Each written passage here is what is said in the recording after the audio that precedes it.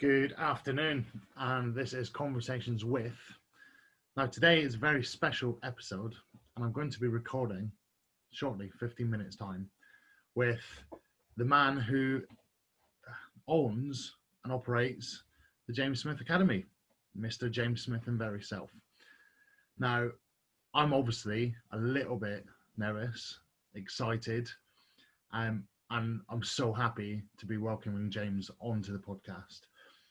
So, for anybody who doesn't know, the background of this podcast came from an inspiration from a guy called Gary Vaynerchuk. Now, Gary Vaynerchuk is a media influencer, and massive following on the internet. And he was talking about do things that you're passionate around. Now, I'm very passionate around the James Smith Academy. It's for me has done so much, and I'll cover that in a minute. But when Gary Vaynerchuk was talking around do something you're passionate about, he was saying, well, if you like the New York Knicks or a massive basketball team, football team, do a podcast on that. And a light bulb moment went off. So for me, I'm, as I said, really passionate about the James Smith Academy.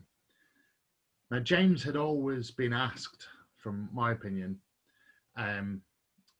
would he ever get his Academy members onto his podcast? And that was always going to be around, difficult around logistically. James lives in Sydney. He's often all over the world. And if he invited one member on, he felt that he would be obliged to invite a number of members on. Now, I know from the James Smith Academy that there's so many inspiring stories, and everybody's journey has a story. So the light bulb moment, tell those stories. I sat around, first of all, I could have done that by myself, but it would have been wrong. It would have been disrespectful to James to just go and do that. James is always very open and has always asked, if you've got an idea or you've got a question, send him an email. So I did. I'd had a few beers. I felt courageous, and I sat around typing out an email. I hadn't really emailed James many times before. I had done with a few ideas, some questions, responding to such as book launches, that type of thing. But I wrote him this long email explaining what I wanted to do, why I wanted to do it, and sent the email, finished my beer, went to bed. Woke up in the morning, kind of forgot about it, was checking my emails, and there was a reply from James. And it was read something like, yeah, mate, sounds great. Go for it. If you need my help, let me know. Well, for me, that was like, and you can hear me kind of giggling and smiling behind that. That was just shit, go time. This is real. And that was, the go time. I don't actually know how to record a podcast. Shit, I better go and learn that. I've seen how some people were doing it in lockdown, using Zoom. Better research that. I'll need some guests. I knew roughly who I wanted, but I sat around and I found my first guest, and great support in Jo Secret Veggie. So she helped me get started with the podcast. Over a couple of weeks, I built up the formats. I set up how to record a podcast. I got a platform, and off I went. We've recorded Jo Secret Veggie. We've moved on to recording with Pav, second episode. Third episode was Sam Payne. Fourth was Active Insurance Guy, or Simon. Fifth episode was a winner, another winner, Jack Foster. Then I had some other requests that people wanted to come on, so we recorded with Rhiannon in episode 6. Number 7 came around, and it was my turn. Then, number 8, we spoke with Claire, Butterflies 22. So, number 9, we got another legend on as the Step Challenge finished, and we recorded a Step Challenge episode. And Chopper, or Graham's, who's one of the admins episodes. Number 10 came around. That was Sinead. Number 11 was Katie. And on top of that, we also then built the challenge series, following the Beat the Boss challenge week by week, where I've had some amazing guests on there. Everybody has been brilliant, and they're why we're here today, really.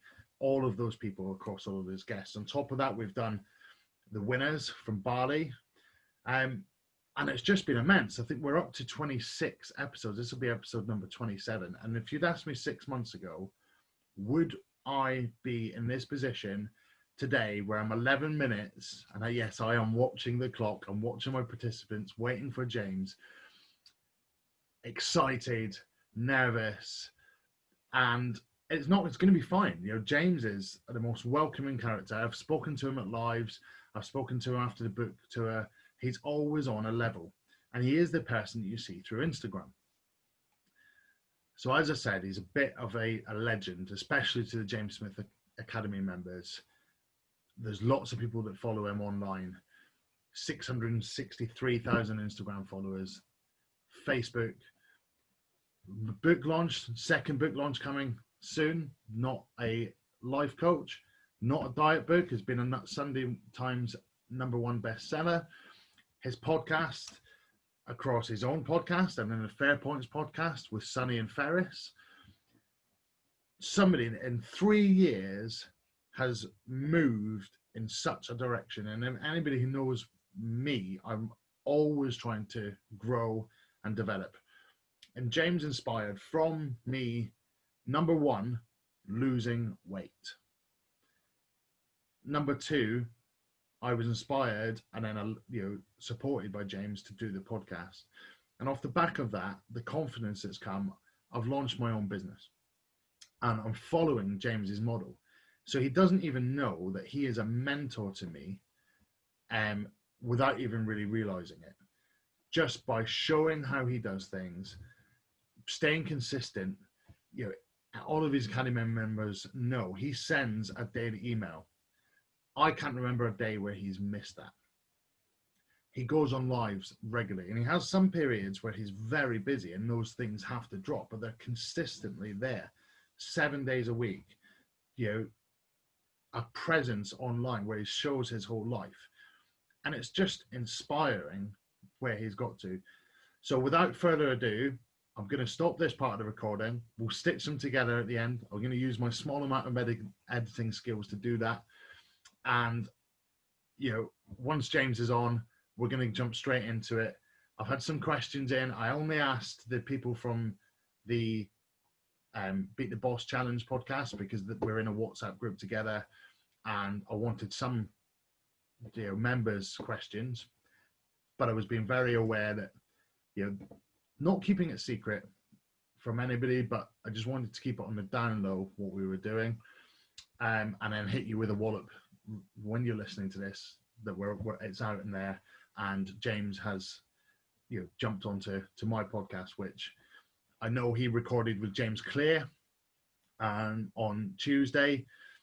James Clear with Atomic Habits, and that was like one of his idols to have on there. I'm getting that opportunity to repeat that and have one of my idols on to my podcast today. So like I said, without further ado, we're going to get on to recording with James, and let's make it the best one ever. When you're listening and you've seen this, can you please share it, because I want everybody to be able to hear this one. I'm probably jabbering on. I'm excited. Let's go. James Smith, Conversations with. Get in. Okay, so anybody who's been listening, you've heard my intro. I've got James here. He is live. It's not pre-recorded. And we were just talking James through what that intro said. And we were started getting talking. So we thought, hey, let's hit record and go for it. So James, you were just telling me about, I was telling you about how Gary Vaynerchuk kind of inspired the thought to contact you and do the podcast. And you were telling me about having read Crush It. Yeah, so hello to everyone listening or watching online. Sorry if you hear any traffic in the road. My bedroom is right on the road, and sometimes you get like the odd motorbike. So in case you hear that, that's my fault. Yeah, so when I first went to Australia, I remember I just started the online personal training, and there were some old names in there, including Pippa. So Pippa was one of my first ever online clients, and she will testify to the fact that I was only on Facebook. And when people said, "Oh, you should have a business Instagram," I was like, "Nah, I'm on Facebook." And it was really because I was just further ahead. I had 2,000 or 3,000 followers, and I read his book, Crush It. And like you say, it was, if you have a passion about something, talk about it, blog about it. And I kind of finished listening to that audiobook. I was in Gold Coast. I tell exactly where I was. I know the exact beach walk that I was walking down. And I was like, shit, I need to set up a business Instagram page. And if you go back to my very first post, it's me sat on a bench in Gold Coast in Australia in November 2016. And I realized it wasn't that I was a Facebook predominant platform user. It was the fact that I just wasn't working as hard as I could have. You used the word lazy when we were chatting. And it's, I don't think from any of the members are listening, that's not what we would describe you as a person now. It's a funny one because when I was at this point, I was still working very hard, and I was programming every day, and I was chatting to people on WhatsApp, and I was staying very busy. And it was really that I was only being lazy in one kind of silo of my attention, because at the same time, I was still putting work into content. I was still putting work into my actual day-to-day work. I'm actually very grateful for that traveling aspect of my life, where I got into a lot of audiobooks, including that. But I realized, managing 2 social media platforms meant not doubling my workload, but having 2 different places to go. And the only way I could describe it is when you have 2 pairs of flip-flops. It's a hot day, and you get there and you think, well, which one do I wear? Unless you've got smart and casual, if you've got 2 pair of heavy handlers, you sat there like, fuck, I'm torn between the 2 of them. And I had this like OCD at the time where I would keep my inbox on Facebook 100% empty. Anyone messaged about anything, I'd get back to them. And then having 2 social media platforms, I was like, oh, this is just going to be more work. And then kind of it inspired me, actually. Gary Vaynerchuk, he's a weird one, because I love him and I hate him at the same time, where he is very, don't have holidays, don't do this, wake up at 4 a.m, stop drinking, you can afford Starbucks, rich, all this stuff. And sometimes I look at him, I go, fucking hell, you look knackered, mate. You look knackered. Like, someone should like come into his life, like, yeah, you're going to buy the jets, but maybe, but yeah, it was a really interesting book. But Jamie Alderton told me he doesn't work weekends. No, I don't think he does. So if you're kidding it Monday to Friday, and you are able to relax at the weekend, you're great. But I guess it depends what works for you. What you choose where you work, when you work. I think he's got a killer social media strategy as well, where it's very easy to appear that you're always bam, bam, bam, bam. And Paul Mort was a big one, where he was big influencer on me reposting at weekends. So like, anyone listening, yourself included, like, if you were to put out new content Monday to Friday and then repost old content Saturday and Sunday, as far as like a coverage perspective, you keep your frequency up without increasing your workload. And if you have kind of captivated a good audience, they shouldn't be getting that annoyed that you've reposted. And that's another thing that kind of, for Gary Vee, as long as he's on your face everywhere he is, he's probably not working half as hard as we think, but he can still almost inspire us at the same time, which is kind of cool. So yeah, I mean, I've seen that since. So I've moved into launching my personal business since, and I laid up with that in my intro, that you've kind of been a real mentor to me without even kind of realizing it. So the inspiration to lose weight, number one, I've maintained for a long time. The next challenge for me is about phase 2 and dropping more weight. Be 42 kilograms off, which I never thought was possible. To then doing a podcast, to then launching my business, and I'm stealing your model, James. Yeah. I've done a daily email for 62 days. I'm trying to do the lives. I'm trying to do a whole lot of different stuff, but it kind of comes from being everywhere. But now I've got a podcast Instagram to manage. I've got my own Instagram. I've got my personal. It's just like, shit, being everywhere is hard work. And I find a total new level of respect for the stuff that you do. And everybody thinks that you're just chilling around, and and it takes a long work to edit, to post, to do your podcasts. It's a funny one because you're right, and in the last, since COVID, actually, I've never had so much time to relax. I've probably taken more downtime recently, but what you'll certainly expect, and I'm sure a lot of people listening will, your mind is now always occupied, and it's a very exhausting thing where sometimes I'm almost a little bit jealous of the James before he went to Australia, because when I left those gym doors, that was my day done.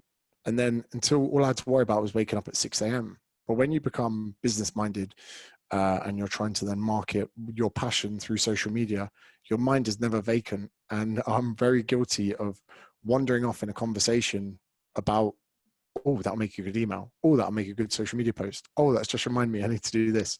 But no, it's hugely flattering to you say that you would look up to like the way I've done things. I very much, especially now, since I hit 30, I've never realized how much of a child I am. Like, I'm not even an organized child. I'm still very much a child who just found a system that kind of worked for me. And it all boils around enjoying it.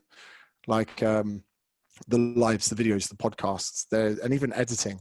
If you ever see Darren and I, when we edit, we like, even if there's food around us and we're hungry, we're so excited to edit that we'll leave food around, which never a thing. And we take so much satisfaction from it. And it's one of those things that people say, oh, I should give that to someone else to do. We're like, no, we enjoy that. And even with the podcast as well, with Fair Points, when we finish the end, I'm like, boys, leave me. Let me edit. Let me line up the audio track that I've got out of GarageBand and put it into iMovie. And like, it becomes like a bit of an art. But yeah, no, it's great. And I love the fact other people are doing it, because everything has to be imitated. Nothing I did was truly original. I suppose the process and the person are the only original things. But then if another person wants to use the same process, that's 100% cool. And Paul Mort, thank God I paid him for his services, or he'd have a very different standpoint on a lot of the concepts I had. He goes, famous daily emails, James. I've heard that one before. I was like, sorry, mate. It was one of his. Well, I think he says in his book, so I'm doing his Unstoppable program. I did it in July and I'm redoing it. But he says in his book that there's an ethical way to copy. Yeah, as long as you're not stealing people's stuff, if you're imitating, modeling it, making your own, that's okay.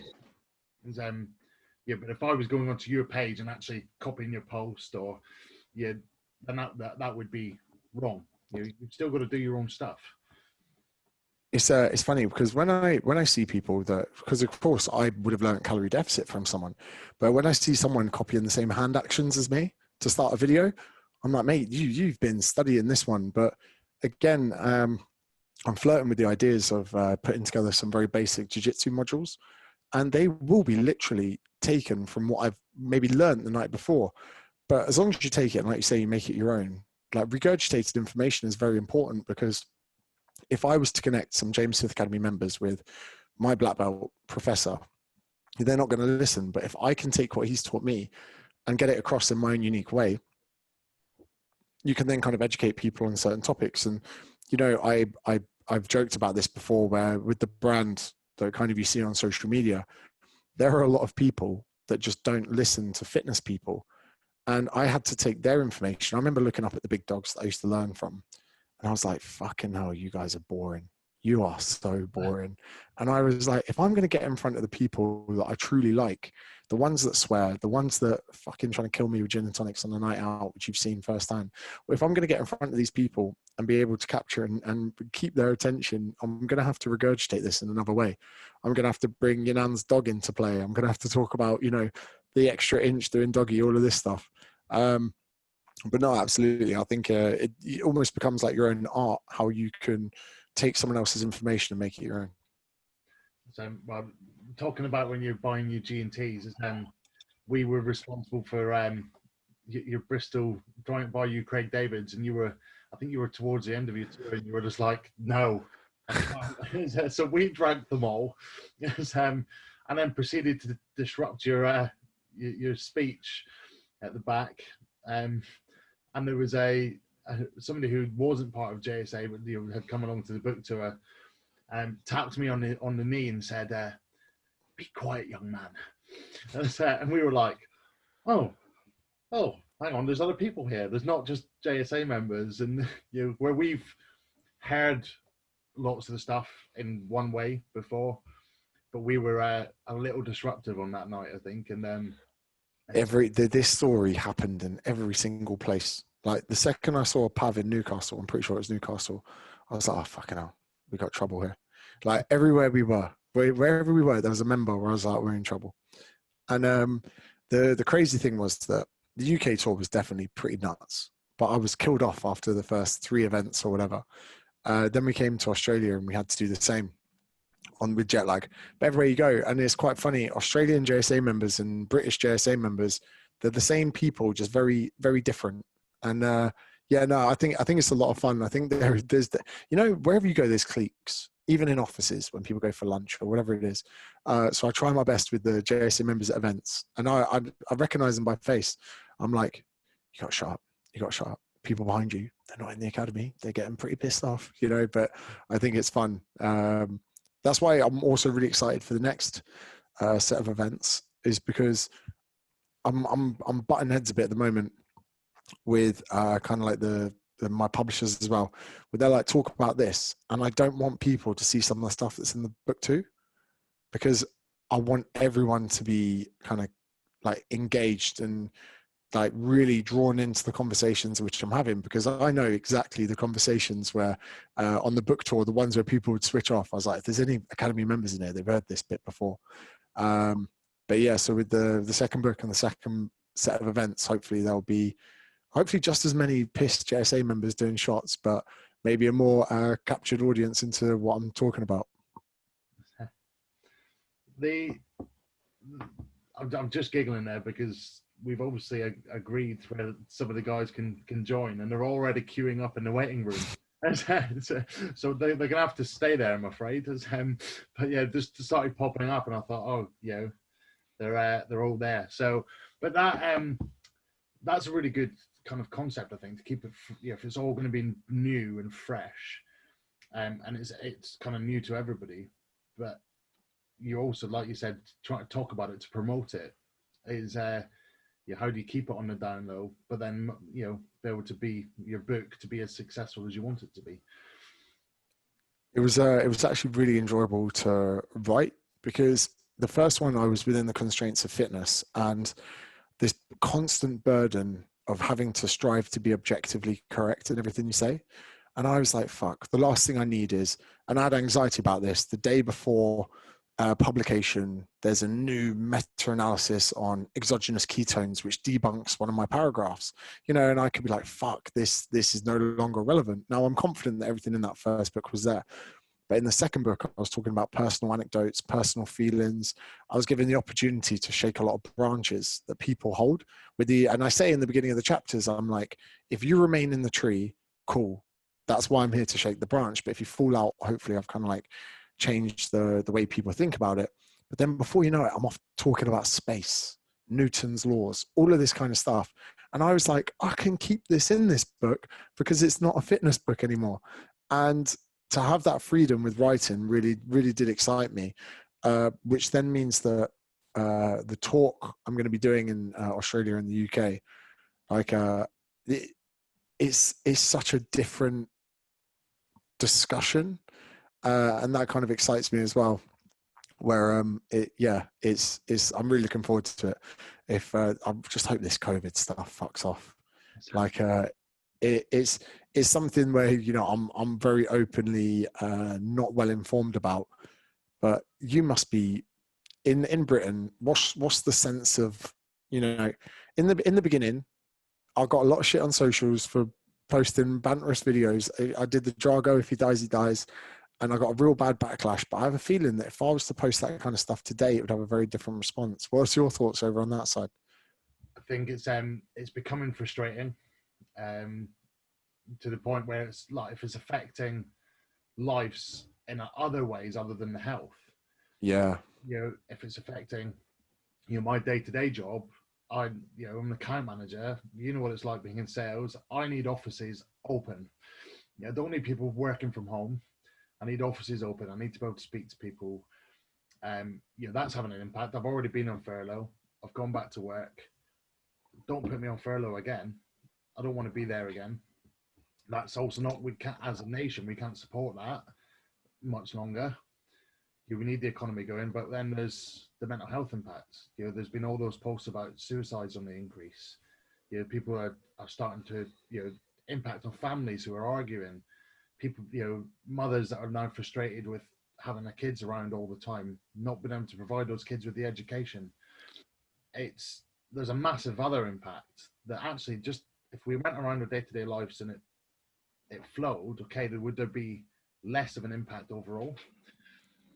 It's an interesting one. The only real quantification we can really have is deaths. And how bad is this? Well, we got this many deaths. But like when people played The Sims on the computer, you had those little plus and minuses when people were like interacting. You often do think that if there was a plus and minus scale for relationships, family bonds, quality of life, quality of freedom, all of these things. There's so many others diminishing down. That's not to take anything away from people that are dying from this. And there are a lot of people with other autoimmune disorders who are now very, very vulnerable to, getting their situations worsened. But I completely agree. And like the frustrations that I feel aren't so much for myself, but for other people. I feel that I'm incredibly fortunate. I'm in I was thinking about this. Australia is probably the best place in the world to be right now. Which is why I made the decision the guys from Bali, I still owe them 3 nights out from the second group. I haven't forgotten about it either. But I looked at them, I went to them at dinner and I was like, I need to go back to Australia. And they shut the borders the next day. So I would have been locked out. I'd be back in the UK. I'll probably be doing this podcast from my mum and dad's house moaning. But it's crazy. And over here, we're in like a bit of paradise where people aren't quite so poorly affected. But yeah, I'm looking forward to doing these events. I've got faith that in the next few months they're going to work on like mass testing and actually start with some initiatives that aren't so much about keeping people locked down, but more so about getting people tested and only locked down in those that have got it. Yeah, well, fingers crossed. But one thing I think it's taught everybody is you can't look too far ahead in life. I always joke about that question that people ask in interviews. Where will you be in 5 years' time? Which fuckers asked that in 2015 went pandemic? Nobody said it. It's just it's unpredictable. Live your life for now, and enjoy every moment. Find the good in the little things that you're doing. 100%. And a lot of people would have done all the right things, get into 2020, went to uni, did their masters, did their PhD, sat through lectures they didn't want to be in, did exams they didn't want to take, went for a job, and then suddenly bang, the world has changed and the world's a fragile place. And I've always said to people, like, you never know when you're going to get hit by a bus. Or you never know when, everyone that found out they had a brain tumor today woke up today not thinking that was going to be their day. And I've always tried to get at this point across. I know it's kind of a deep conversation, but I like thinking about dying all the time. And I was laying in bed. 2 nights it's been since I had this conversation. The girl I'm seeing at the moment, I said to her, I've got one rule. She goes, what's that? I said, fancy dress funeral. I said, that's it. That's what's going to happen. And I've been bantering my mates about this for years. And I've always been living this kind of mindset where, like you say, you got to live it for now and have a bit of fun. Someone goes, oh, if you were to die next week, what would you do? Make sure people know fancy dress at the funeral. The second part was that I actually want to have a fake death just to see who comes to the funeral. But, you got to have a bit of fun with stuff like this because like we're saying, so many people have done the right thing in life for it all to be taken away. And like, even, property prices, the economy, having tenants, like someone could have bought a plethora of properties and be like, oh, it's going to be great. But suddenly now tenants will living at home with their parents and they're getting all these new clauses where they don't have to pay rent and all of this stuff. And it's a bit of a scary place. But I suppose the silver lining to that is that it's a kick in the ass for a lot of people where, you know, although they're diminished at the moment, should we get out of this positively, a lot of people will be making better decisions.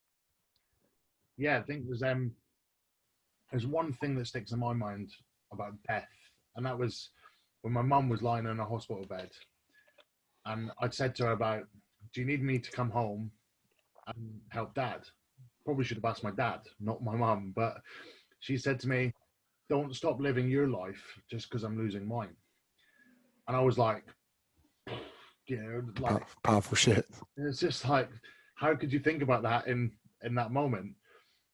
And it's just kind of stuck with me that you've got to just keep going. And you've seen so many people pause around COVID and just put their life on hold, and they're like waiting for it to go before they kind of carry on.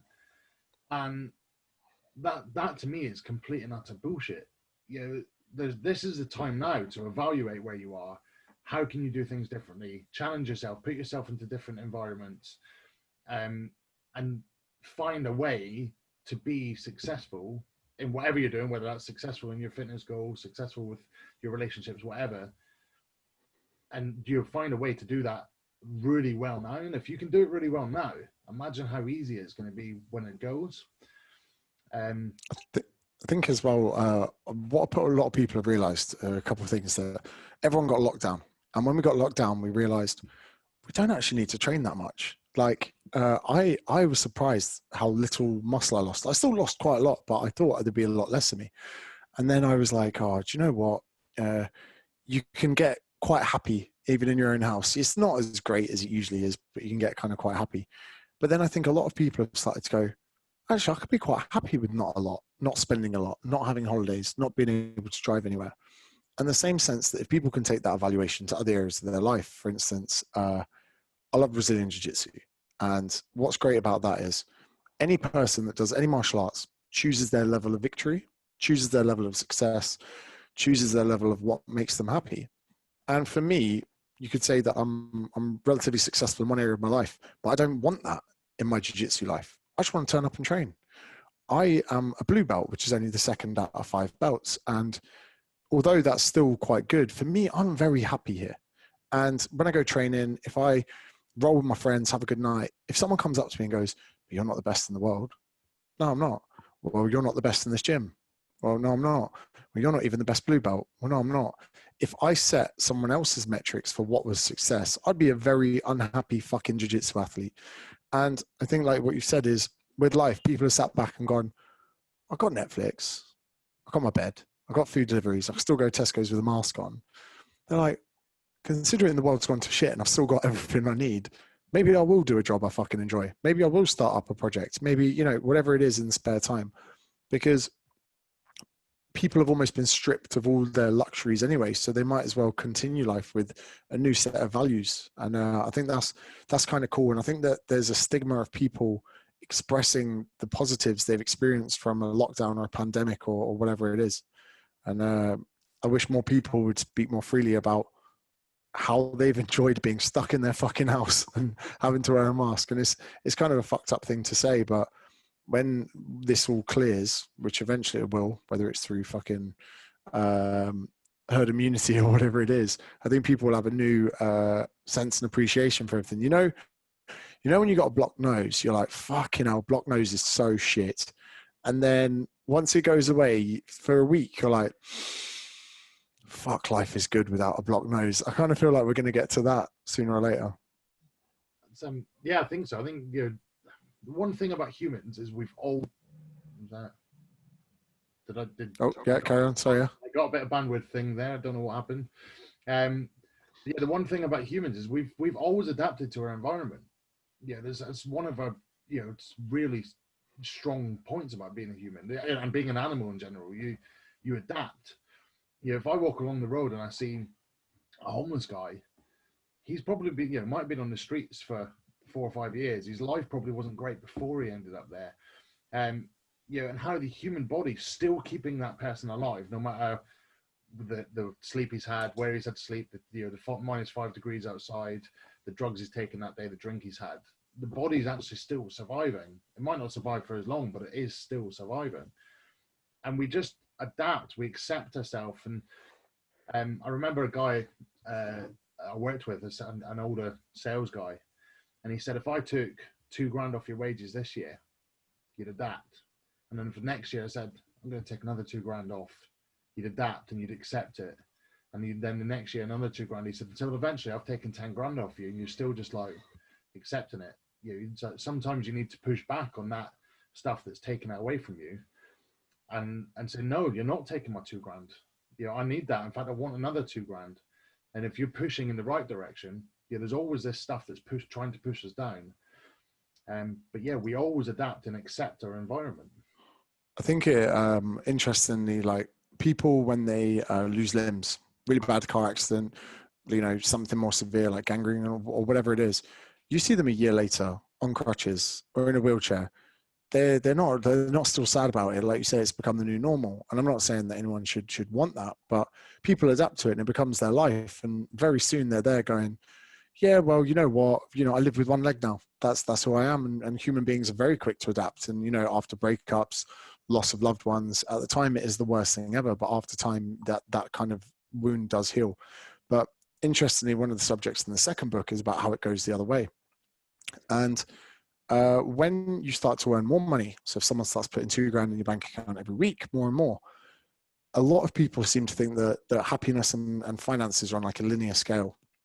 But there's a terminology called income satiation, where after a certain threshold, which isn't too high for most people to accomplish, there's a start like a curve off. The curve of that just starts to die.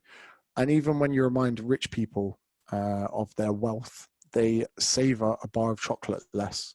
And really interestingly, whenever and I'm sure you've seen this before with like lottery winners and people like that, after a while, it's nothing to them. And I love reminding this to people because, I forgot this pay rise, I forgot this, if I won the lottery, or if I did this. You're going to get used to it both ways. And I'll never forget, 3 years ago, I got in a guy's car, Ferrari, and it had coffee cups, Starbucks cups, all on the floor. It was dirty. And I got in it, and he to him, it was just his whip around. He was like, oh, fucking hell, sorry about that, sweeping Starbucks cups off the seat. I thought, fucking hell, one day this is probably your pride and joy, and now you're bored of it. But there's something so satisfying about sitting there in that car going, you know what, you're bored of this. And that's amazing in the same sense that if you ever go out for dinner with wealthy people, they don't give a fuck about the food and the drink. They're just enjoying the company. They've become so accustomed to amazing food. You're there, you're like, fucking hell, this is the best steak I've ever had. You're like, what's going on with that mashed potato? What's going on with this? But to them, that's become the norm. And I think it's very important that people understand that whichever way they go in, they're going to become like the feeling is going to be nullified. They're going to become exempt to that. They're going to feel numb both ways. Similarly to getting in the bath and heating it up slowly. Like you don't even notice and you're like, fucking hell, I'm dying. I'm dying in the bath. I'm actually too hot. And then you get out and then you're like, fucking hell, you open the door, you're steaming around the house. You're like, fucking hell, how hot was I? You're dehydrated, you're parched. It's like an hour later, you're still on the sofa in a towel, like what's going on? But yeah, it's an important thing for people to realize. And like you say, we'll adapt both ways without realizing the bath water's been getting colder over the last 6 months and suddenly we can't stand in a fucking pub. I got told off the other day for leaning on a pub bar. And the bar was up, it was up to, say, my belly button, right? The bar. And I leaned forward, I put my elbows on it. And she goes, excuse me, sir, can you not lean on the bar? And I was like, oh, sorry. She goes, because of COVID. I was like, that's exactly it. That's exactly the reason we've all got fucking COVID, from leaning on the bar. Jesus Christ. I think there's, you talked about there about this feeling of success. We're always thinking about, when I get there, and that bar moves and constantly moves. And I did, start of July, I signed up to, of courtesy of one of the other JSA members who sent me a virtual running event. I'd been improving my running through lockdown, same sort of time as you. I always joke actually, James, that every time I seem to do something, you seem to then start doing it. So with running, podcasts, running. You suddenly picked it up. Like the boxing, I've been doing it for a while. Suddenly you're doing it. The open water swimming, I was doing that. It's like, I'm like, he's copying me. He's copying me all the time. But Rhiannon said to me, oh, you should sign up to do this half marathon one, and I looked at it, and it was like half marathon distance over 6 days, 100K, and I was like, and I'm always all or nothing, and I was like, fuck it, 100K, 6 days, 7 days, I can do that without really thinking about what that meant. And I was like, oh shit, and I phoned up the guy that sort of teaching me about running, and I was like, Onu, you're in. And he was like, what do you mean? I was like, I'm doing 100K in 7 days, and I'm not going to do it unless you're there. He was like, oh, for fuck's sake, all right, let's do it. And I did it every day. Started like the first day, did 25 kilometers, and we just took it down every day, so the distances got smaller and smaller. And I finished it on the Saturday morning, and Paul Greenland, or Gin London Fitness, said, I'll do the last 10K with you. Run around Bristol, did the last 10K. And I had this feeling of like, when I get to the end, I'm going to feel euphoric, and I'm going to be like, I've done 100 kilometers in 6 days. And I was like, oh, that's done. It was never about getting to that finish line. It was about enjoying the process of it. And, you know, I think that happens all the time. People finish a JSA challenge and you always feel like, oh God, when I finish the challenge, I'm going to be able to, you know, celebrate and do all these, you know, eat all this and do all this. And it's not the end point that I think people need to be kind of aiming for. It's exactly that. Like, I've very much been the same. People go, oh, fucking hell, another book, you must be buzzing. I was like, oh, yeah, like, it's fun. I was like, I really enjoy writing them. They're like, oh, it's amazing. I was like, well, it's 30 minutes from writing a day, you know, and I enjoy writing. I was like, and people go, oh, it must be hard work. I was like, well, not really. I was like, I had a reason to sit in a cafe. And when I write, I'm thinking my brain needs fuel. Can I have another almond croissant, please? I'm just sat there, another latte, another this, another that. I'm like a king in a cafe getting food delivered to me from all angles. And I get to write about absolutely anything I want for 30 minutes. And it's not impressive. And like you say, then suddenly, November 26th, so what? Just under 2 months, they're like, book 2's going out. Isn't that amazing? I was like, yeah. But like you say, it's the process, and it's breaking it down that you take the enjoyability from, like, oh, I need to do 1,000. Or I'm probably most excited. So I wait for that fucking twat with a motorbike to go past. I was probably most excited when I got the critiques back from my copy editor, where she would just pull my pants down. And she was like, need to do more on this, need to speak less on this. And I think I enjoyed that process of improving and bettering my work than I did the actual publication. And again, with the book tour is more of a survival tour than anything else. And it's so amazing that I got to the last one in Perth and I sat back. I was like, oh, now what? What do I do? Do I go back to normal life? What's next for me? But yeah, it's very important that people become very process orientated, I feel. Yeah, you can imagine. You know, your tour was, I think, how many dates did you do? And we did, probably about maybe 13, 14 events. The last one was in Perth, which was very nice to be in Perth for the last one. Even now, thinking about it, I go, fucking hell, we could just fly anywhere back then. Could go anywhere we want. Can you imagine being a band, like when you're an uber successful band and doing like 12 months on the road? Just don't know how they do it. Don't know how they do that. Drugs and alcohol. It's honestly, it's like it's pretty exhausting, but at the same time, it's a lot of fun. And credit to Darren, where he's come along to every single event. And sometimes we share little moments together or whatever. And I always like to make it feel like it's fun for Darren as well. And he often says to me, he's like, bruv, it's like, don't worry about it. And I have to say to him, I'm like, mate, if you weren't here, this would feel a lot more like work. And to be able to do all those events and none of it feel like work is really, really awesome. And like, when we get there, we're excited. We like go straight to the green room. Like, we still can't believe we actually have a technical green room. And we go in there, there's sandwiches, there's fizzy drinks. We're like in the fridge, like there's a bottle of gin or whatever. So for us, we're like little schoolgirls that someone's gone and bought us a bottle of gin and left it in a room and put our name on it. So it's still a lot of fun. So like, we're like, oh no, another day of eating sandwiches. How terrible. Yeah, sandwiches are they are my downfall for putting on weight. I know that when bread comes in the house, something's wrong. It's probably I'm stressed or trying to do too much. Yeah, but if there's bread on the side, it's game over. My current vice is wraps. Like I was clean off the wraps for so long. Then we had fajitas a few weeks ago, and now there's just wraps. Looking at me, and they're 240 calories a wrap.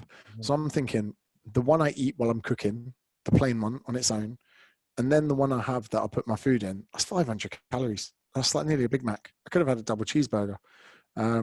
But anyway, we won't get into that. Otherwise, I'll be downstairs running to go get a wrap.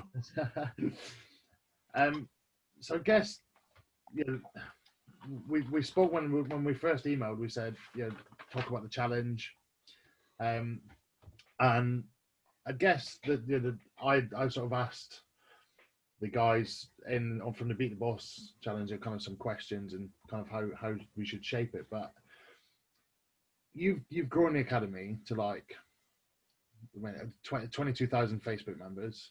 I guess there's some legacy in there. But that's from 0 clients to having 22,000 people in a Facebook group. That's kind of a massive change, and managing your business must be a much different experience now, although you probably tried to keep it very similar. Kind of what's been the changes over the last kind of couple of years? The probably the best one, I actually spent the day with him today, is meeting James Shaw. So I was very much a one-man show doing everything myself, and met Darren in the gym. And Darren, I said to him about what I wanted to do, and he goes, "I've got the man for you." And me and Shaw are polar opposites, introvert, extrovert. One, he loves being at home coding all day. I like being there editing videos. And I'd never operated a business before. So to have a wise head come in and say, right, we need privacy policy, we need terms and conditions. I was like, how much is that costing? I think it cost us like 10 grand to get all of our legal documents done for the website. And I was like, from here on in, never tell me how much we're spending on stuff like this. And since then, I don't see the accounts. I don't see the payroll. I actually have no idea what the coaches are making on a weekly basis. I know that Tex was making more than Shaw during COVID when everyone changed their programs. So I was buzzing about that. But so it was so good to have so much like day-to-day stuff, all the communication with the accountants and the developers, all of that kind of taken away from me, so that he can do the dry stuff. He won't mind me saying that. And I can deal with more of like the marketing element of it. So we're actually both doing the things we enjoy. And so from that standpoint, a huge weight was lifted off my shoulders with as far as running the academy. And then I suppose I would have to have different hats that I put on every day. One, to try and attract new clients and try and grow it out there. Two would be any kind of day-to-day operations stuff, coming up with new ideas as well for the academy, keeping a close look on feedback. Then we've got group politics as well, where there's a few fires that need to be squished out now and then. But I tell you what, as well, one of the absolute saviors is the admin team. And like every morning when I wake up, there's 2 or 3 people that I check WhatsApps from straight away. And one of them, I go in the admin group. I'm like, what's going on? What's going on? Oh, yep, we're all good. We're all good.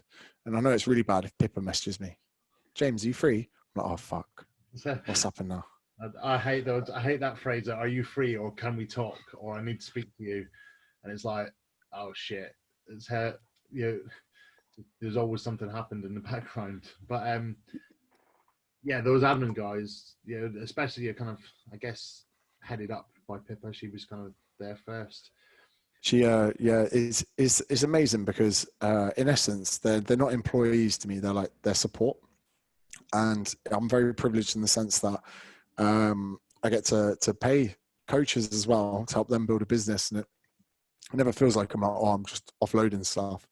It's like, oh, I'll tell you what, while I've got this incredible kind of group of people that support me, let's support your brands and your individual agendas and whatever it is. And with the coaches as well, I've always said to them, if you want to go do your own thing, you're welcome to go do your own thing.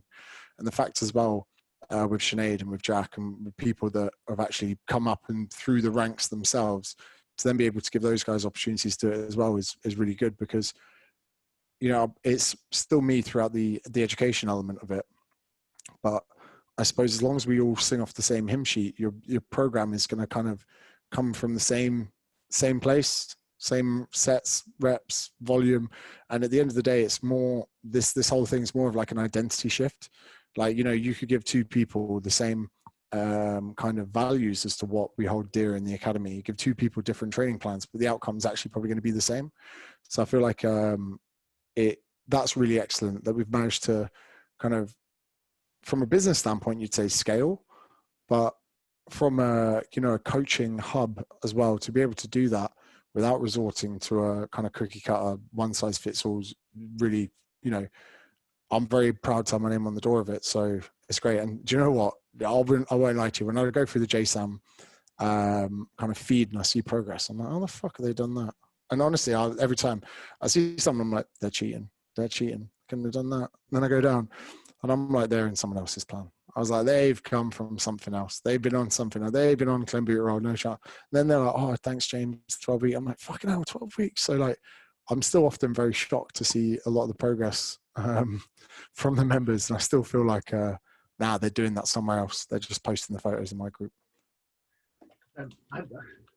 I guess that how does that make you kind of feel if people are doing, because I see loads of people with setting the challenge goals, and that's kind of big chat, I guess, at the moment is what goal should I set?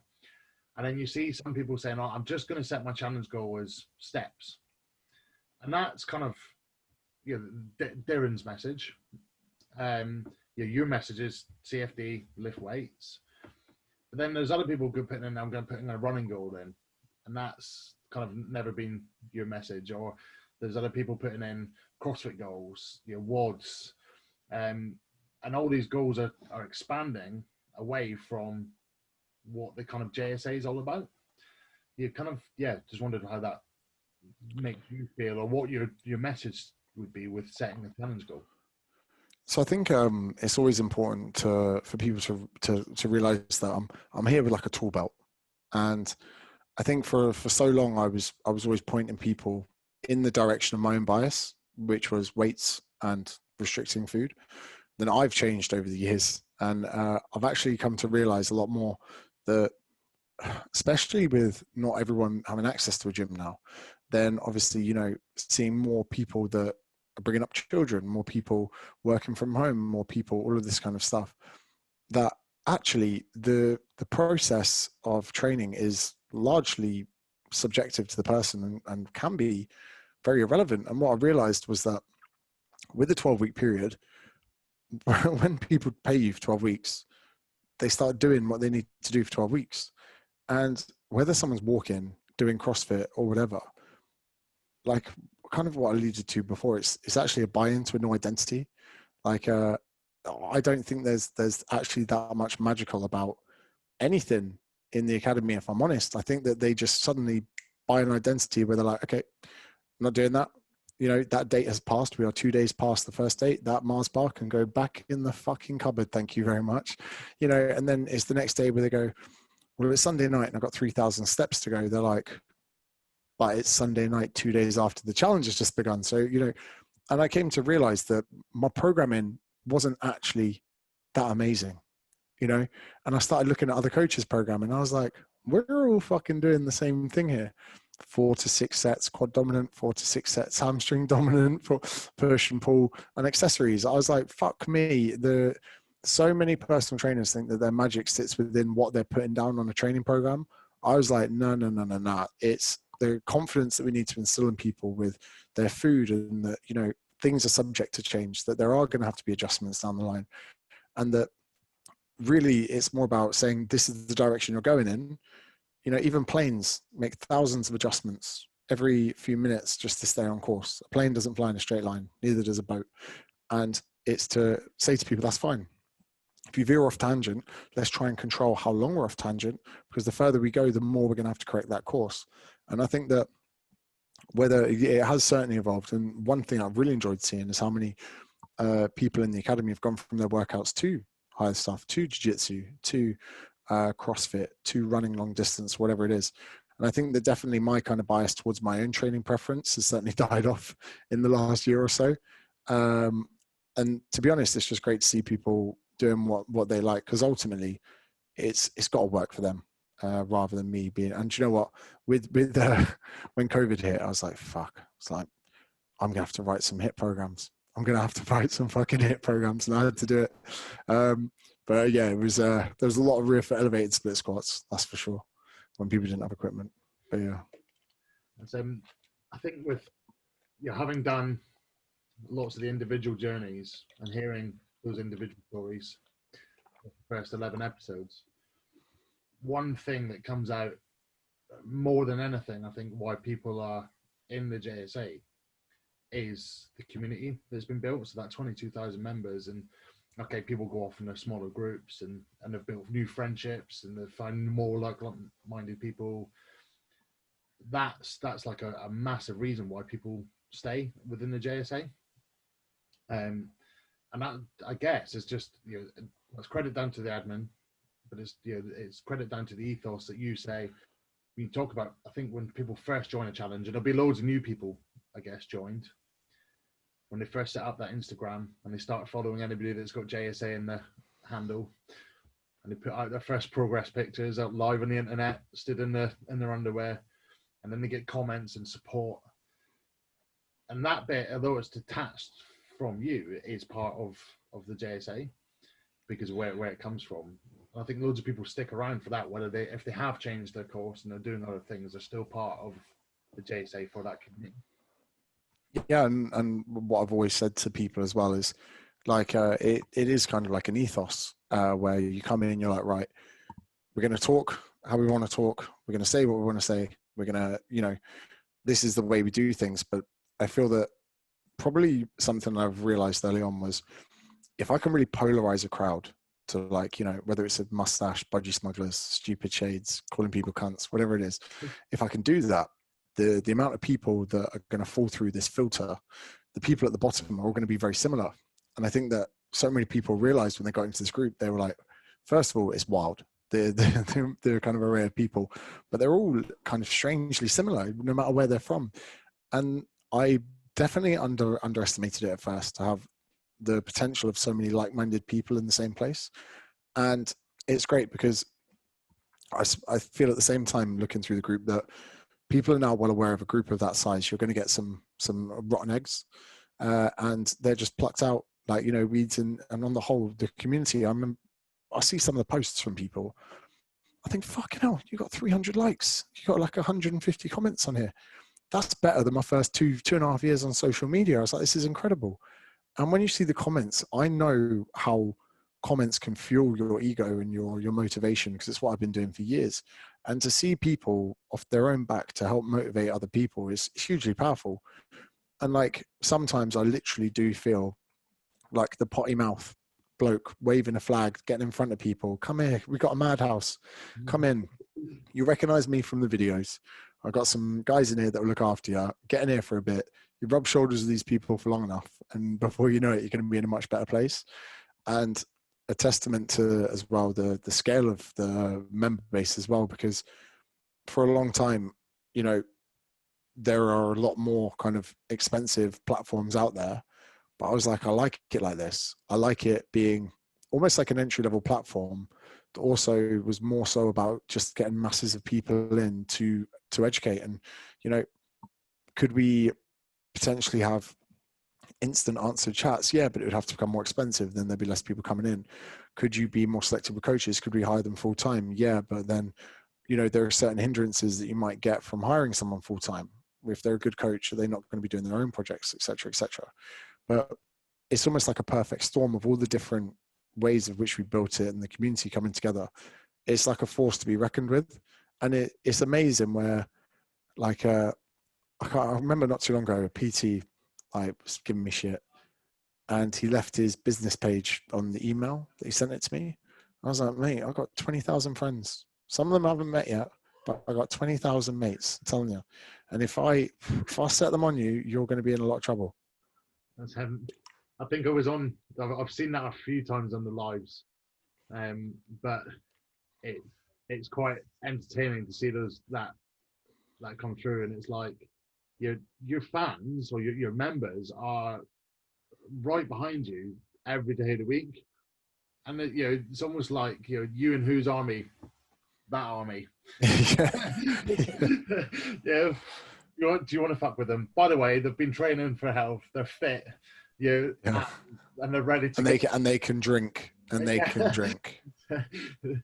Yeah, certainly. It is a bit of an eye opener when you first attend an after challenge event or a live, and you kind of go, okay, I'm not going to bed tonight. And if I am, I might be going with another JSA member. You never know. But yeah, that's powerful. And you talked about the coaches, and one thing I like, and the fact that I think a lot of people like, is like Jack and Sinead, when they've come from where we were or we are, they're able to really be relatable to a lot of the members. And when they're giving them advice and feedback, it comes from experience. It's not coming from an influencer who's never been 5 stone overweight, or and there's members that join for many different reasons, but they've come from that place. So when you're in chat or whatever and you're asking and they're answering, it's come from a place of experience. And it's not just in coach chat that I guess you see that on the Facebook group as well, all the advice. Yeah, we've got a lot of experts. Sometimes I tell you, when I started running, I was asking members for help. I was like, someone messaged me, they'd be like, James, cadence. I'd be like, what the fuck is that? And then it was so good to go back and have them help out with stuff like that. And it's crazy. Like we've got some members that produce their own gin. I was like, do you know what? One day I might just retire and see what offerings I can get from different members. I could probably travel the world for a year without a phone, and someone would supply gin. Yeah, mate, it's fine. All right. Sorry, yeah. That's all right. I'll just have to up my editing skills. There's more chance to learn some shit. I apologise, everyone, for any interruptions in the edit. My internet dropped out. There's no worries. So we were chatting about how good the kind of coaches are, the fact that you're able to relate to the members. We've been chatting about how good the kind of community is. I'm just having a look through my notes. So somebody's asked you what your favorite dog breed is. Do you know what? I've been looking at Kelpies. Do you know Kelpie? I don't know. It's just a breed of dog I like. It looks like a brown fox. Second to that, I like a Rhodesian Ridgeback. I think it's a bit too big. So I want like a medium-sized dog, but Kelpie would be the ideal one.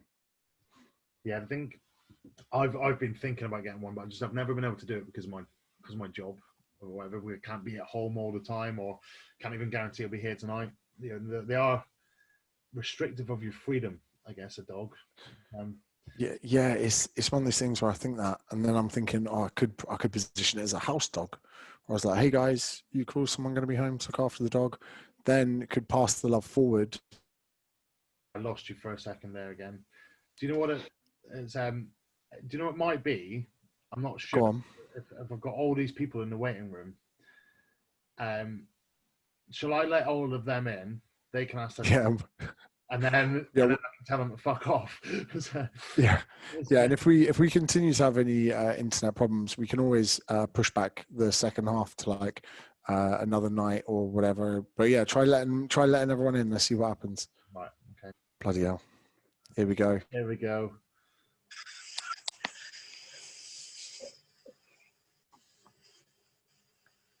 Hey. Right, you're all in. There you go. You've got your 5 minutes with James. So, I've muted James. You can unmute if you want, James.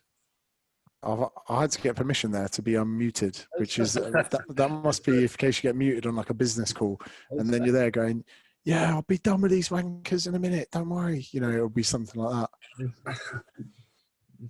How is everyone? We were dropping out a few times before. We think it might have been for too many people in the waiting room, but I've let you all in, and then I can tell you all to fuck off. Is what I said. Don't do that, Sounds Faz. about right.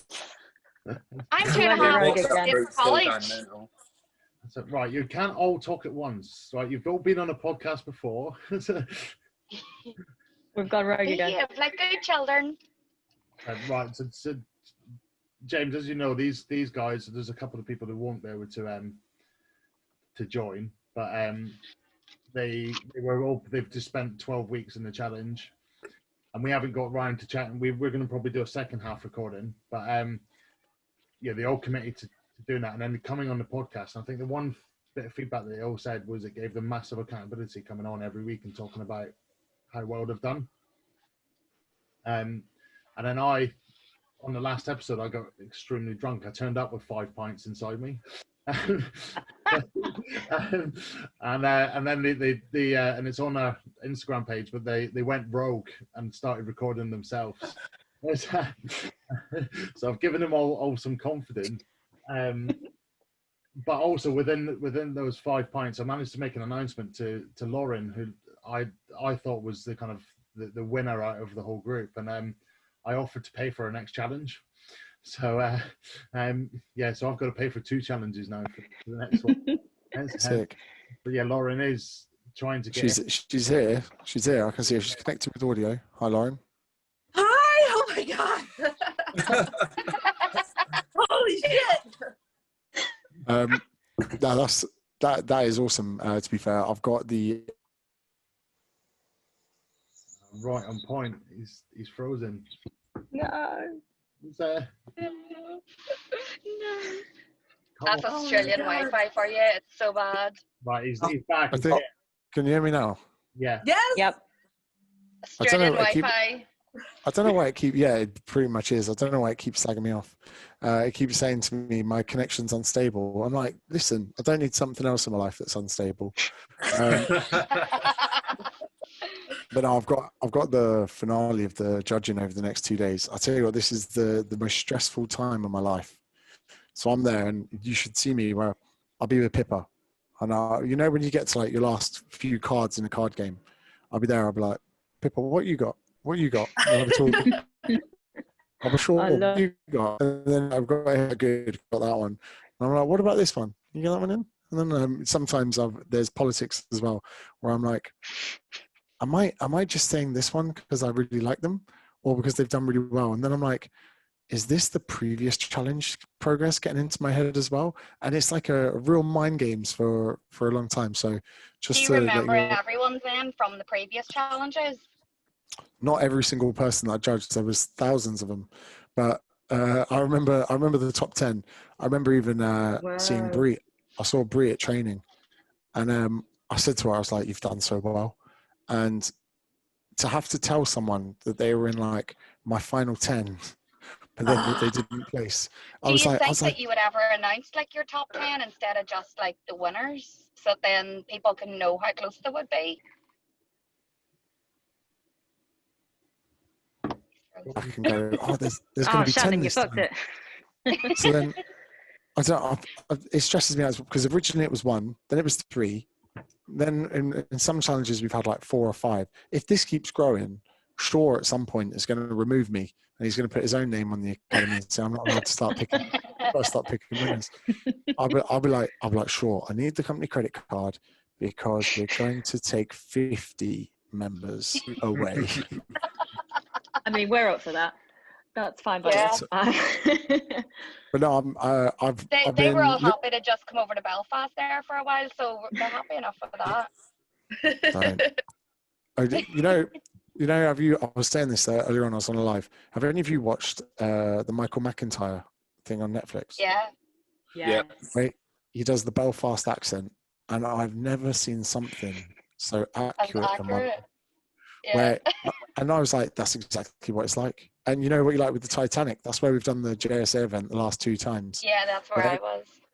The proudest things come out of Belfast being the Titanic. He's like, do you know what happened to it? But so every time I hear a Belfast accent now, I can just hear Michael McIntyre doing the accent. One of the biggest reasons I podcast was because I was the only American, and I just wanted to listen to everybody every week because it sounds so good. Get a different Nobody accent. can understand me. No, Shannon, we have to mute a lot of the time because we haven't got a fucking clue what she's saying. Just nod. Shannon just with need me, to he's stop. James is Irish as well, so he's with me. No, but we understand him. We don't need to translate it for him. Oh yeah, but the worst is when I went over to Belfast, I was saying, "Oh, I'm in Ireland," and they're like, "You're not in Ireland." I was like, "No. I'm in the northern part of Ireland." To me, I You're was in like, the north of Ireland. Ireland's the island is Ireland, Yeah. and I've gone to the north part, which is part of Great Britain. And We don't talk about that part.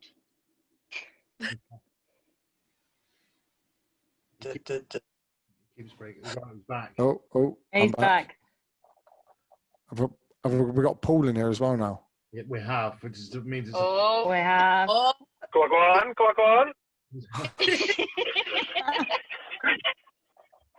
How you doing? Yeah, good mate. Yourself? Yeah, very well. I'm just in my work van. It's actually quite sunny today. It's all right. Good lighting. Look at that.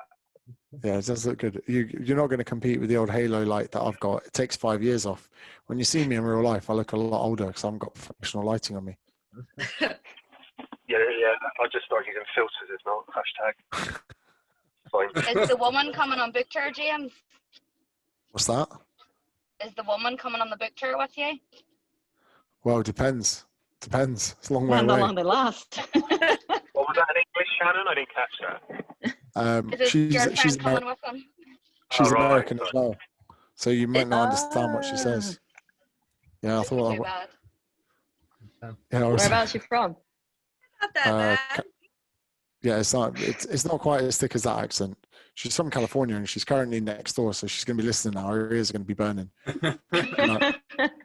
She's like, what you been saying about me? Oh, no. But yeah, Happy for so you, mate. I keep saying to her, I was like, you're going to love the UK. And I've been saying this since it was a lot colder here.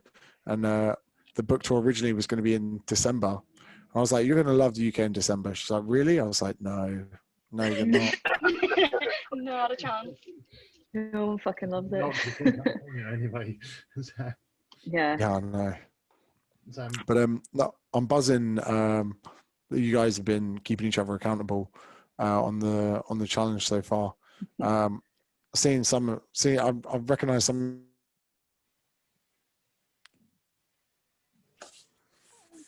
Just when it gets bits. Yeah. I keep my cards very close to my chest up until the final day. We missed that, James. Yeah, You froze. You froze at the important bit. I was going to say, you're not going to be able to squeeze me of any important gems as to any of the winners.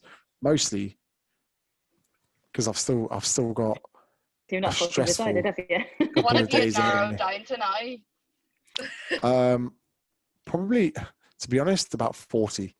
And I've been going That's not around in circles with people in their underpants, and me and Shaw Not a going bad back and job. forth. Do you know what? Sometimes I do judging when I'm out and about, and I like turn my brightness down on my laptop, so I'll be in like a cafe, and then I'll scroll on to something else. I'll be like, I can't see my messages, and I'll turn the brightness back up, and then I'll swipe back to it, and I've just got people in their underpants with 12 pictures of them. And I'm there like, shit. It's like when you get caught watching porn. You're there like, quick, put it away. Screen down. Tinder. that happens to Paul at work, doesn't it? Pretty much, mate. Yeah. Mine will be plate spinning this time, though, James. You'll be all right. I'll just be plate spinning. That's my goal for this challenge. The challenge goal for the next one is plate spinning, because I said that you're trying to organise all these podcasts as like spinning too many plates. Paul's been inspired, and he's actually set it in the app, haven't you, Paul? Yeah. You bought it as well. And I look forward. Go on. I bought a set on Amazon. I set my There's goal only was 4 in it, 5. Paul. There's only 4, so I bought another one now. So now I've got 8. So I've got to change it already. Hey. I'm gonna have to do it. I've got 8 sets. So as time goes on, I'll be looking at pictures in the back end. If you're spinning 1 plate, then 2 plates. Hello. Yeah. Yeah. Oh, boy. I have asked Jack today in coach chat for Only play a some silver fighty. exercises. I also wrote him a poem as well. So wherever the fuck you are, Jack, I wrote you a poem on Coach Chat. You got to read it. I will post it later. Pippa's seen it already. I'm getting new internet. Really busy in work. I was going to say, for plate spinning, you're going to need to have certain exercises, wrist control, coordination. It's going to be a difficult What one. with the wrist? All on the wrist. I've All done on a the little wrist. research Not already. fitness related. I've done a little bit of research on it already, and actually, there's been some studies done that plate spinning is good for anxiety. So there you go. I did it as a piss take, but it might not be. You watch, I'll be like a Zen Buddha by the end of 12 weeks. Christmas Day, that's it, see? Christmas dinner, I'm going to bring everyone's plate out, my family, on plate spinning like that. Just feel like, where do you be like a lazy Turkey Susan for and Christmas flying. dinners? Lazy Susan, fucking Don't have brilliant. turkey at Christmas. Don't have Don't have turkey at Christmas. It's poor man's meat. James, what date are you all coming to about beef. Dublin? I don't know yet, if I'm honest. I've got. Me, Nikki, go on. and Rhiannon's there from the 16th. For Paddy's All Then right. we fly to Edinburgh on the Saturday. I haven't actually seen the itinerary yet, but yeah, I've got some juggling and some traveling to do. Basically, Ooh, juggling, eh? Liam, I have 4 tours to go to. Next chat. Juggling. Yeah, not a juggling book. That can be book 3. There you go, done. Right, guys. Heard it here first. Anybody got like any burning questions for James before I put you all out, and we try to either finish our podcast or James can go to bed. I've got a quick one, James. Just sort of, did you envisage like 3 years ago? I can remember when I first joined the academy that where it is now would be what it would turn into, sort of the books and basically everything else that goes with it. Is that what you thought would happen, or is it still a bit of a shock? Okay, I got the end of that question then. Sorry, I froze at the absolute worst time. Oh fuck, I can't remember. It's just to more answer your that you question. envisage the group going as big as what it is. Absolutely not. 3 years ago. Nothing at all. Do you know what? On my Facebook memories, 4 years ago, I took a picture of the 4-hour work week, and I said, I think this is the book that I've written in the future. And like, I was joking about it. I was joking about actually have written a book about how to live life. And I was like, and when I saw that, I was like, fucking hell, maybe I did see it coming, but absolutely not. When I first came to Sydney, at first, it was just about going back on the gym floor and working. I remember saying to my online clients, sorry, I'm going back to the gym. And then as far as the academy, I remember saying to Shaw, I was like, 1,000 members. I was like, imagine. I was like, that was the goal. I was like, at the moment, I'm juggling 60 and it's too many. I was like, 1,000. I was like, that could be a lifetime goal. I remember even just 100,000 followers. I was like, the day I retire, if I had 100,000 followers, I would have such a, a position over the industry. Little did I know that within a few months later, it'd be there. But yeah, not at all. Never. Even my mum and dad are still a bit like, what do you do? I was just going to ask, what does your mum and dad think about it? Yeah, so like my mum and dad got their house valued. They got it remortgaged. I've just gone on a mortgage with them. And they've been waiting because of the COVID for someone to come out and value the property. So he comes around, he's walking around the house, and he just goes, is James your son? And they were like, and my mum said, the whole time you should have been checking and surveying the house to see what it was worth. They were just asking about me. And my mum and dad were like, we can't even get the house valued without someone fucking chatting about you. So no, it's definitely strange for them. I'm pretty sure they got a generous. Oh. Fuck me. Internet's good, isn't it? Can't buy good internet, can you? I was curious. Does it ever on. get recognized? Like, is it always surreal, or is it like normal now to be recognized? Like a lot of places you go, and It's a weird Not one. really. I don't get recognised that often. Oh, sorry. it's a weird one because you kind of sometimes you look at someone and you get like an extended glare and you think, oh, maybe they follow, and then you go, James, stop being a fucking narcissist. Stop being like that. That's not how it goes. And then they're like, I've read your book, as they go to the toilet or something. So That's crazy. you get like, yeah, it can be. Or I was walking into a bar on Sunday night, and a guy was just stood at the top with his fist out like that, and I fist bumped him and then walked away. And someone was like, "Did that just happen?" I was like, "Yeah, it did." So it's sometimes really cool, but one thing Darren and I have got very used to is if someone's there with their phone, we know they want a picture. So then I'll take the phone, then I'm already wiping the camera on the screen because I don't trust I was people. going to say, you tell everybody to wipe the camera. Yeah, so I'm there wiping it. Darren's then there turning them around to wherever the light is in the room or where the sun is. And this person's being like just turned around. And then Darren puts her under the arm, I go there, and people are like, fucking hell, how many times have you done this? We're like, oh, don't worry about it. And then Darren's like, you're on Snapchat, do you want a filter? Which filter do you want? Or whatever it is. So it's still the same novelty every single time. But the process of like even trying to get someone being less awkward is becoming a lot more easier. And you can just have a laugh with them, have a chat. And then they go to do a selfie. You're like, no, I've done this way more times than you have, so you can have some fun with it. I remember you taking my phone off me at Cheltenham to do that. Yeah, just come on, like, this is a bad angle. You don't know this. You had like the church lights. The church lights were.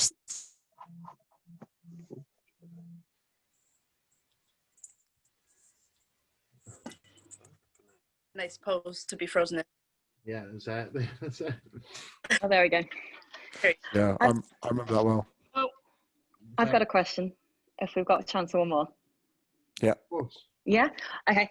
What's the next step with the JSA, or is it a case of if it ain't broke, don't fix it? Have you got any big plans for it next? Well, there is that you can tell us. Whoa. Can we get an inside scoop? I can't disclose too much, but going to be looking to create over the next few years an offering for people that financially just don't want to spend any money, and it could be something that I'd be partnering up with Darren to do. That's what I'm saying. Interesting. So it'd be a slightly different kind of concept altogether, but with kind of planning for like the worst. We were thinking like, just the kind of way that the market's going, we're like, could we provide something for free? I can't give away too much. It's going to be exciting, and to be honest, I'm going to need a lot of academy members to be on it, testing it, checking it for bugs, all this kind of stuff. Do that as a living. All right, yeah. So I'll be tapping you up for some stuff. No worries. We'll be kind. So yeah, there's going to be some exciting stuff coming out over the next few years. Which don't worry, the JSA members will all have you signing NDAs and looking into it. But oh, for that, definitely be guinea pigs. That's fine. there's that's going to be a kind of exciting kind of structure, and also I think we're going to look to potentially over the next few years work on developing the premium, maybe getting a higher standard above the premium for people that maybe. Ooh. That would be amazing. Yeah. Like a dedicated coach. The coach being paid more and working on a more kind of full-time basis, but how that's going to be structured, we're kind of figuring it out. Where, we're going to try and have something a lot more personalized, have a lot quicker responses. How that's going to fit in, we're still figuring it out. But yeah, it'll be good. There'll be more. Without giving too much away, there'll be more on the higher end and there'll be more on the lower end. So we're going to kind of try and suit both ends of that spectrum that little bit better. Sounds great. Yeah, that's about it. I've kind of said a lot without saying anything at all, haven't I? Have I? Yeah, you do that well a lot. Give away lots and not give away anything. Yeah. No, that's great. That sounds exciting. Hi. Hi guys. I was waiting around in the waiting room like. Blame the host. For you. So, Fiona, we've had quite a long chat, and we were just kind of asking our final questions, but have you got anything you want to ask James? And then we'll move on. No, I hadn't really thought of anything because I've literally just like dipped out of. I'm supposed to be training someone, and I was like, do you know what? I'm going to leave you to it for a bit whilst I go and send some emails. And now I'm here, so I've had no time to think of it. We've got our Stuart. Not in college 3 hours, mate. We've got our Stuart as well, looking like the hardest man in the room right now. I'm dying. I've just done my first ever half marathon, James. So I saw the food. I'm smashing toast and I'm just I saw the can of Monster. You're literally just going to melt into the sofa. Yeah, I'm going to get Netflix on in a minute and just die. Team underdogs. What was your time? 2 hours and 12 minutes, I think it was. That's amazing pace. That's quick. Mine was 2:28, but I stopped in 4 Woolies and stopped in traffic lights, and I got ripped apart for it. Mine was 3 hours and 20 minutes, so.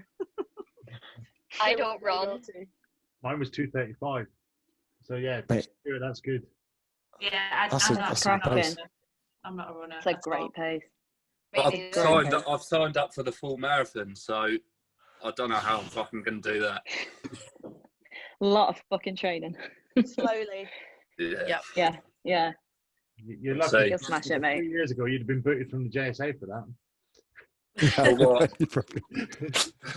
It'd be like, you've done what? Just run a half marathon. Get out. Fuck off. No, it's the competitive side. When you become a Strava wanker, that's it. Oh, love it. That's the best hashtag. If he's on my back 24/7, giving off to me. Yeah, because you've got to close your rings, haven't you? I do it, but I just keep you on edge. Graham married couple. Graham McKenzie's a quick runner as well. Oh. He didn't Simon one as well. He's a dark horse in the running front. His 5K time, it's definitely sub 25 minutes. And Simon's a quick one as well. He's always pretty quick. Yeah, Simon's very quick. He's at like 19 minutes or something for 5K. Oh, Simon's just a machine. I didn't tell him that I'd pulled out of the running because I knew he would then. The whole last challenge, I knew he was trying to kill me. Oh, he raged about it, James. He's already moaned about it massively in one of the groups. So I knew he would. So I was like, I don't want him to be off the scent, and I knew that by the end I'd say, hey guys, I'm running 11 weeks, and I knew he'd be like, you bastard. So my way of getting a win over him was not saying that I wasn't running until the very last. I got asked about it on my story questions all the time, and I was like, nah, because I know Smilly's going to be out there running these sub 20-minute 5Ks. Question in regards to the next challenge. Literally. So, yes. if you weren't to win one of the 12 weeks, can you still win overall? Yeah. Already asked that, mate. Keep up. Yeah, Shannon, you've asked that in the story. You've had your answer. We've shared the answer with you. When was that asked? It was me. It was on the. Oh, yeah, it was on the. It was on the questions. It was me. Yeah. So like, I'm going to make it a lot more jovial and a bit more lighthearted, and then for that as well, it's not going to be really a contributor to it. And do you know what? I might give it out for literally just something really random in the group. I'm just going to scroll through, or like it could be something really left field where, say, one of the admins picks up someone being extra helpful throughout the week within the group, helping out people, and it's a name that we've never like seen before, or whatever it could be. I'm kind of giving everyone a bit of carte blanche on that, so that we can kind of spring up on people. And I'll definitely be getting other people to help me decide with that. It's almost like everyone's going to be snitching on other people as to who's been doing good deeds. So if we hear our ears burning, we know why. Thoughts in the group. So, but obviously, plate spinning is not allowed. That's too left in. Guys, I'm going to have to go and sit in a customer meeting. I'm sorry. James, thank you so much for popping on. No, thank you. Right, I'm going to have to go. See you later. Plant manager class. Bye, Nick. Bye. She's vegan. She's vegan, by the way. Oh, yeah, she's vegan, by the way. that was like 20 minutes. She didn't tell anyone. I can't believe it. Yeah, that's exactly what I was about to say. If they don't say anything, they're my kind of vegan. But if they're the type of person to say it, Nikki doesn't rub it in. Probably followed her for about 18 months or a year. I don't know. Yeah, and didn't know she was vegan until about a month ago. It's weird. It freaks me out. I don't know how she does it. Like, yeah. Secret vegan, they're the new enemy. She's in a group chat with me and Rhiannon as well, and she sits and talks about all the good cheese and all the nice meat, and she has proper conversations about good food. Have you ever meat, vegan cheese? Oh, It's disgusting. It's not worth it. it's not like, yeah. No fat. Tomatoes. So Stuart, have you got and then we'll move to Hannah, and then if there's anything else that people want to ask, otherwise, well, I'm going to put you out. No, I haven't got a question at all. He doesn't. Well done on the half marathon. And if you do one, let me know. So Hannah, I know that so I think Hannah is like probably your most watched for lives, like every day. Oh, I love it. I'm on everyone. I'm like, my take-home message today, don't do a fritzel. I love it. Fun. When I said that, I was like, oh god, I could get in trouble for that. No, because that's exactly what me and my pals say about things. Obviously, we're not kidnappers, but yeah, don't go full fritzel on them. For context for anyone else, I think I was talking about starvation. I said, if you get someone and lock them away, I said, don't do a fritzel, but you don't feed them, they're not going to gain weight at any point. And I was like, oh, has enough time elapsed to say that? But apparently so. Yeah. Question, but my old step challenge crew, they want a shout out, so could you please say hello to Walking on Sunshine? Walking on sun. Hello to Walking on Sunshine. get those steps in. Get your meat up 24/7, and a day not stepped, a day wasted. You know that bit where I said, "Guys, we're trying to get you on, but please keep it to yourselves." Which part of that did you not understand? Alistair, isn't that like the time you told us about Shannon's surprise party that was meant to be a surprise? Oh, yeah. Oh, yeah. But they're actually going to listen to the podcast now. That's the good thing. Yeah, that is. Yeah, maybe they'll actually. Right. Guys, I've got to shoot off anyway. I've got a meeting now. But James, good to see you, mate. And yeah, take care, everyone. See you later, Paul. Bye, Paul. Bye. Okay, so I'm going to leave as well. I have college. I'm already 3 hours late. Thanks for coming on, everybody. It has been recorded, so I'll stitch it in somewhere once we get the second part done. Thanks. Thank you. Thanks, James. Nice to chat to you all. Thank you, guys. You too. See you in a bit.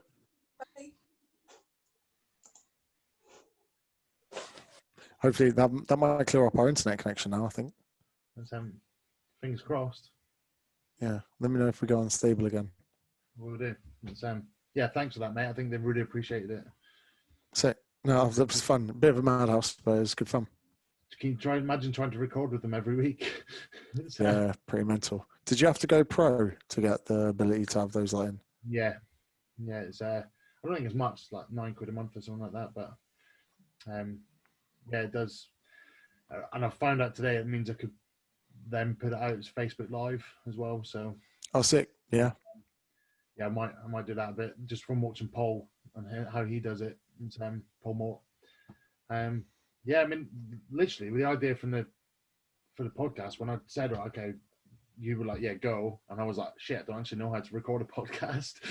And I was like watching Darren's. I was like, shit, just use do. Press record. Yeah, it's really easy. Yeah. And what I was going to say as well is like I'm happy down the line to do these on a more frequent basis. When say you do like a block of episodes or whatever, I'll come on one every now and then and we'll do something similar, and I can sit closer to my Wi-Fi as well. Yeah, mate. It's I think if we do that, it's I'm going to just try to keep doing a challenge one. So I've got some new guys coming on for the next one for 12 weeks of Christmas, and then maybe early January we'll do another one at the end. Do you want to? Should we wrap this one up, and then we'll get one where I'll even get an Ethernet connector and I'll plug myself in. Cool. Well, so yeah, just should we just schedule it for whenever you're free, really? Yeah, okay. Should we touch base in a couple of weeks' time? Yeah, sounds good. And I'll try and clean it up a little bit, and maybe if I can get something out for this part one. Do you have a planned outro or anything in your notes before we drop out again? I'm just like, I just follow you. I'm like, right, guys, don't be dickheads. Please like it. Please share it. Do you want me to do the last bit for you? Yeah, crack on. All right. It's Alistair here.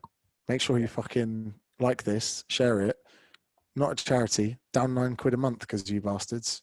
So get this out there. Get this on the stories. And if you enjoyed it, if you haven't hit like, you like already. If you haven't hit share, hit share. There you go.